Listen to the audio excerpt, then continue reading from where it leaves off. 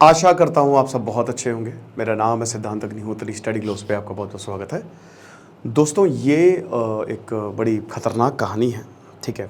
मैंने जब इसको टाइम्स ऑफ इंडिया में पढ़ा तो मुझे बड़ा दुख हुआ। मुझे लगता है कि एक अवेयरनेस वीडियो तो बनता ही है। तो कहानी किसकी है? कहानी कतर की है और कहानी इनकी है, मारी की है, जो कि पुडपट्टू तमिलनाडु में जो एक गाँव है वहाँ की रहने वाली है। तो अब ये 45 साल की हैं, इनके बच्चे हैं। 8 साल पहले इनके पति का देहांत हो गया, तो इनके पास कोई काम कुछ करने को था नहीं, गांव एरिया। तो इन्होंने जो एक फेलो वर्कर थी, इनकी जो सिस्टर हैं वो भी काम करती हैं बाहर मिडिल ईस्ट में। तो इनको पता है कि गल्फ़ कंट्रीज़ में बेसिकली इनको पता है कि वहाँ पे पैसे अच्छे मिल जाते हैं। तो जून के करीब इन्होंने मारी, जो कि एक और फेलो विलेज वर्कर है जो कि इसी के साथ ही गांव में रहती है, उसने पहले भी काम किया है। तो इसने बोला कि क्या मुझे गल्फ़ कंट्रीज़ में काम मिलेगा? तो मारी ने बोला हाँ हाँ बिल्कुल, क्यों नहीं, मैं तुमको काम दिला दूंगी, वहाँ पे मेरे अच्छे कॉन्टैक्ट्स हैं और वहाँ पे एज अ डोमेस्टिक वर्कर काम कर लो। तो फिर इसने बात कराई मारी ने। तो फिर राजी ने, उसका नाम था राजी। राजी ने मारी की बात कराई। तो इनको पता चला कि एक फैमिली है कतर में, ठीक है। तो वहाँ पे आपको 28,000 महीना मिलेगा। ये खुश हो गई कि 28,000 महीना तो बहुत बड़ी रकम है, बहुत अच्छी रकम है और मेरे बच्चे के लिए, मेरे लिए काफ़ी है। तो इन्होंने राजी को बोला कि ठीक है, काम करो कि मुझे वहाँ पे भेज दो। तो अब जब इनको वहाँ पे भेजा गया, आगे चलेंगे, लेकिन हमारा पर्सनैलिटी डेवलपमेंट जो कोर्स है इसको आप ज़रूर अवेल करें। रात 12 बजे तक की सेल है, 22 लेक्चर्स हैं, 60 किताबों का रिव्यू, 300 रुपये का कोर्स मैंने निकाला है, रिकॉर्डेड सेशंस हैं और ज़िंदगी बदल जाएगी आपकी। इसको आप अवेल करें। तो जब इनको कतर भेजा गया, मतलब इनको क्या हुआ कि इसने बोला राजी से कि हाँ मैं चली जाऊंगी, मुझे तुम भेज दो।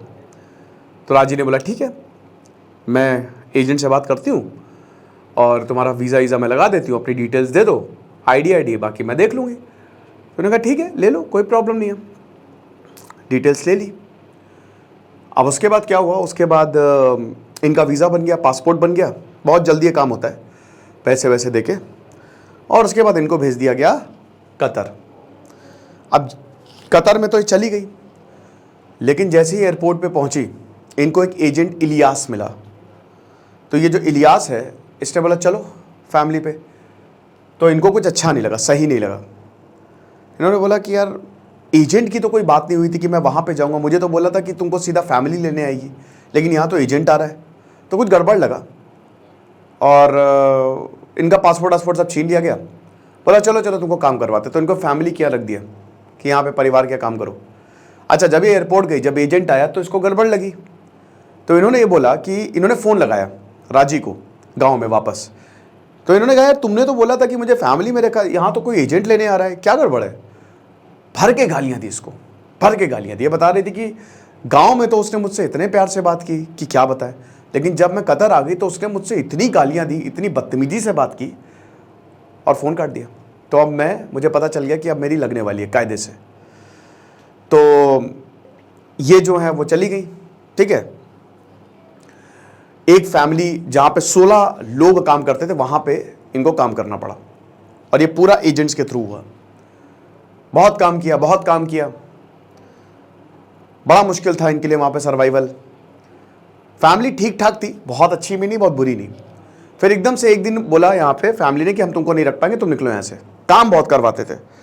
फिर दूसरी फैमिली में इनको रखा, एजेंट्स ने बोला, एजेंट्स वहाँ से निकाल के ले गए और इनको नहीं बोलते, एजेंट्स को वो फ़ोन लगाते। जो फैमिली है ना, ये सब एजेंट्स के थ्रू होता है। तो दूसरी फैमिली में रखा, वो नाइटमेयर साबित हुआ। बताते थे कि पूरे दिन भर में मुझे एक टाइम का खाना देते थे और मुझे घर में लॉक करके जाते थे। मेरी कंडीशन बहुत बुरी हो गई और बहुत परेशान करते थे मुझे, बहुत ज़्यादा दिक्कतें थी मुझे। तो फिर बड़ा मुश्किल हुआ और एक दिन मैंने उनसे कंप्लेन की, अपने एजेंट से कंप्लेन की, उसने सुनी नहीं।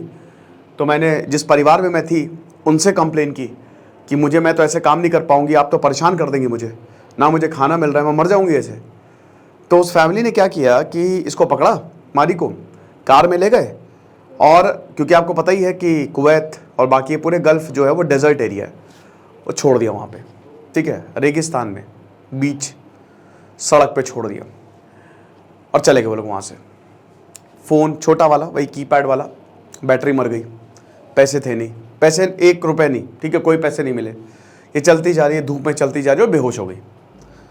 अब उसके बाद एक कार रुकी इनके पास आके, जिसमें एक आदमी था जो कि केरल का था। उसने इनको देखा, पानी पिलाया, बैटरी चार्ज की, कुछ लोगों को बुलाया, बोला कि क्या हुआ माता। जब इन्होंने फ़ोन ऑन किया तो देखा कि वही एजेंट का बहुत बार फ़ोन आया है। एजेंट वापस है, इसको पकड़ के ले गए। इसके बाद दूसरी फैमिली में भेज दिया, जहाँ पे 13 लोग काम कर रहे थे, 13 लोग रहते थे। वहाँ पे भी बड़ी परेशानी, दिन रात काम करना पड़ता था, 24 घंटे काम करना पड़ता था। हालत पंचर, इन्फेक्शन हो गया, हाथ में इन्फेक्शन हो गया। और उसके बाद फाइनली इसने बोला कि मैं मर जाऊंगी ऐसे, मुझे वापस जाना है, मुझे घर वापस जाना है। तो इसने अपने एजेंट इलियास से बोला कि घर वापस भेजो मुझे। इलियास ने कहा कि भेज देंगे, 3 लाख रुपए लगेंगे, पासपोर्ट सब जब्त। तो बोला कि मैं कहाँ से 3 लाख रुपए लाऊंगी, मेरा पासपोर्ट तुम्हारे पास है, तुमने मुझे एक बार भी पैसा नहीं दिया है जहाँ पे मैं काम कर रही हूँ, मैं कहाँ से पैसे लाऊंगी, 3 लाख रुपए चाहिए।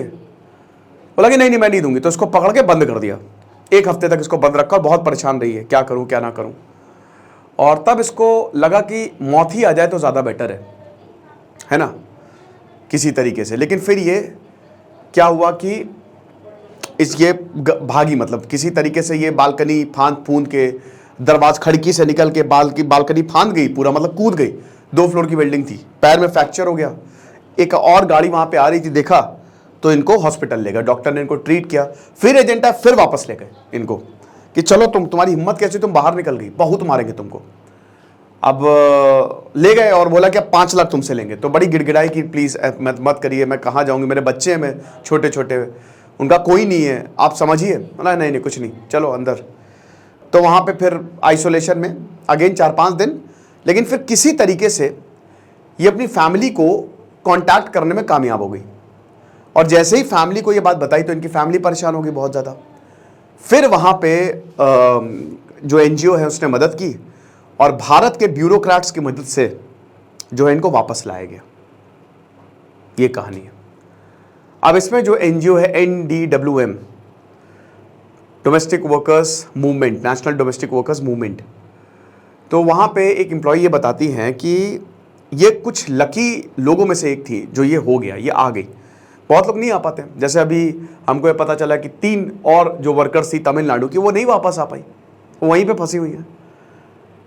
लगभग 45 लाख की पॉपुलेशन है और आधे से ज़्यादा जो है वो एक्सपेट्रिएट्स हैं। आपको पता है 1.5 लाख के करीब भारतीय जो है वो ऐसी प्राइवेट जगह काम करते हैं। तो ये तो ह्यूमन ट्रैफिकिंग का मामला हो गया। अब वो बताती हैं, जो वर्कर हैं, ये कह रही हैं कि देखो होता क्या है कि सबसे पहले अगर हमारे पास हमारी एनजीओ है और हमारे पास अगर कोई कंप्लेन आती है तो हम पहले तो देखते हैं जो वीडियो, पासपोर्ट, वीज़ा कि ऐसे कोई फर्जी तो नहीं बोल रही है। हमको जब पता लग जाता है कि बिल्कुल जेन्युइन है तो फिर हम सरकार को कांटेक्ट करते हैं, जो वहाँ पे इंडियन एम्बेसी है, स्टेट गवर्नमेंट और यूनियन गवर्नमेंट। और उसके बाद डिप्लोमेटिक चैनल्स के थ्रू वहाँ की जो एम्बेसी है वो कुवैत सरकार को बताती है, फिर वो लोकल अथॉरिटीज़ को बताती है और फिर ढूंढैया होती है और फिर वापस लाया जाता है इनको। तो ये तो बच गई, वापस आ गई। अब बता रही कि मैं वापस तो आ गई हूँ, गाँव में वापस हूँ अपने बच्चों के साथ। इतने दिन काम किया, टॉर्चर हुई, बट क्योंकि जून में गई, जुलाई में वापस आ गई। मेरे पास पैसा नहीं है, एक भी पैसा नहीं है, और अभी मैं बेड रिडन हूँ। हालत देख रहे हो कितनी बुरी है। ह्यूमन ट्रैफिकिंग क्या करें, ध्यान से जाएं। स्पेशली जो गरीब हैं, ये लोग ऐसे ही काम करते हैं, झांसा देते हैं, और जो राजी है उसने अच्छे खासे पैसे लिए होंगे और बेच देते हैं। वापस आने का कोई मौका नहीं है। पासपोर्ट जो है वो अपने पास ही रखे, किसी को देना, ठीक है, बिल्कुल भी देना। थोड़ा सा ध्यान से जाएं, देख के जाएं, वरना अपनों से आप हाथ खो देंगे। तो ये बड़ी खतरनाक कहानी थी, मुझे लगा कि बताना चाहिए ताकि बहुत सारे लोग अवेयर हों। ओके, भारत में ही रहो, भारत को ही डेवलप करो, और अगर कहीं बाहर जा भी रहे हो तो देख दाख के जाओ। पर्सनैलिटी डेवलपमेंट का हमारा शानदार कोर्स है, इसको आप ज़रूर अवेल करें, क्योंकि बहुत ज़बरदस्त तरीके से मैंने सारे लेक्चर्स को कवर किया है कि एक लेक्चर जो है वो 2-2 ढाई घंटे का है, रिकॉर्डेड सेशन से, क्योंकि लाइव में ऑलरेडी ले चुका हूँ। Thank you so much.